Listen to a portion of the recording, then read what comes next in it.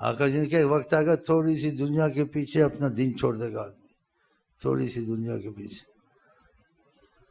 صبح میں ایمان والے شام کو کافر ہو جائے گا، یبیع دینہ بعرض من الدنیا، تھوڑی سی دنیا کی لالچ کے پیچھے، تھوڑی سی لالچ ہوتی، پیسہ، دکان، مکان، نوکری، نماز آگے پیچھے، دین چھوڑا نہیں چھوڑا، نماز وقت پہ فرض ہے، ان الصلاۃ کانت علی المؤمنین کتابا موقوتا، وقت پہ ہم نے فرض کیا۔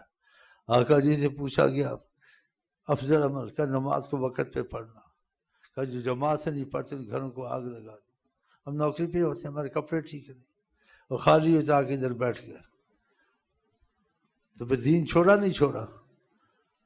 اگر خدا کو بادشاہ حقیقی سمجھتے، عظمت اتنی ہوتی ہے، خیال میں ہے نا، دل میں ہوتا کہ بادشاہ کا حکم آگے پیچھے، بادشاہ تو سب کچھ دے دے گا، سب چیز کو چھوڑنا، بادشاہ کے حکم کو نہیں چھوڑنا۔ اللہ بادشاہ نہیں ہے، چھوڑ دیتے ہو نا، پوچھیں وظیفوں کا، وظیفے بھی گڑبڑ، نمازیں بھی گڑبڑ، حالات اچھے نہیں ہوتے۔ استغفر اللہ، پھر کافروں والی زندگی اختیار کرو، کیوں کافروں کے لیے خدا نے دنیا جنت، آخرت عذاب بنایا۔ آخر ان کے سجن المومن جنت الکافر، دنیا کے لیے قید خانہ ہے ایمان والے کے لیے، اس کو سختی مصیبتیں اٹھانی پڑیں گی۔ جنت الکافر، کافر کے لیے جنت ہے۔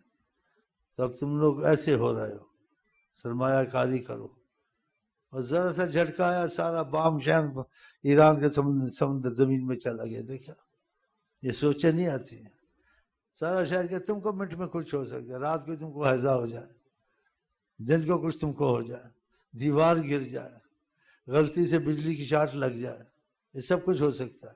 تو ہم دنیا کے پیچھے ایسے ہیں، اگر کچھ ہو بھی جائے کسی طرح سے تو خدا بے نیاز ہے، کسی کی عبادت کا محتاج ہے، نبیوں کی عبادت کا محتاج نہیں، آقا کی عبادت کا محتاج نہیں۔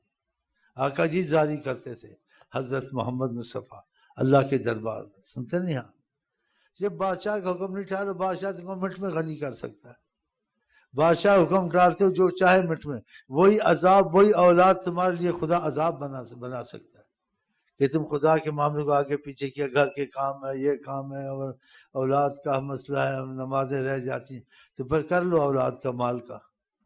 حضور کی حدیث کے مفہوم میں نہیں، وہ حدیثیں دعا میں آئی ہیں، اللہ تعالیٰ میں اس مال سے پناہ چاہتا ہوں جو وبال بنے، اس اولاد سے پناہ جانتا ہوں جو عذاب بنے۔ تو عذاب، وبال، مال، اولاد بنتی ہے تو دعا حدیث میں آئی ہے نا، اس لیے لوگ عذاب، مصیبت میں، عذابوں میں ہیں۔ اگر اللہ کے آپ کے حکم کو آپ نے آگے پیچھے کیا، نبی کے، تو اللہ تم کو گھر میں غنی، سب کچھ تمہارے کام بنا سکتا ہے۔ اللہ کے ہاں یہ نہیں ہوتا کہ حالات مشکل ہو گئے ہیں، حکومتیں بڑی ہو گئی ہیں، ایٹم بم بن گئے ہیں، فلانے ہو گئے، اللہ کچھ نہیں کرتا، ایسے ہو سکتا ہے؟ ایسا عقیدہ مت کریں۔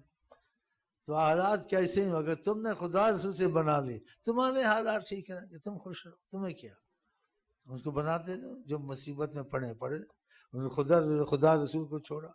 تم خدا سے صلح کرے، تم سے دشمن صلح کر لے گا، شیر صلح کر لے گا، حیوان صلح کر لے گا۔ شیروں نے صلح کر لیا آقا کے صحابہ سے، وہ نکل رہے تھے، شیر آنے پر رستہ بتاؤ، نے رستہ بتایا، وہ شیر چپ کر کے چلا گیا۔ راشن کی ضرورت پڑی، کچھ نہیں تھی، اللہ سے صلح تھی، ہاں جی، وہ مچھی کو کون نکالتا، کسی کا باپ نہ نکالتا، کرین بھی نہ نکالتی، 3 مہینے مچھی کھاتی رہے، ایک دعا مانگی، اتنی بڑی مچھی باہر آ گئی۔ فوج کے افسر تھے، ابو عبیدہ اللہ جرہ، بتاؤ